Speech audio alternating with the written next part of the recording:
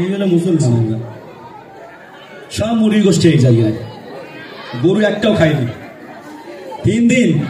আর আমাদের প্রত্যেক দিন, তোমার 3 দিন, আমার প্রত্যেক দিন। গলা এখন আল্লাহ পাক রেখে দিয়েছে আপনাদের দোয়াতে, জোরে হবে। আরো মন জমা লাগবে। এবার সবাই মিলে একসঙ্গে দিই।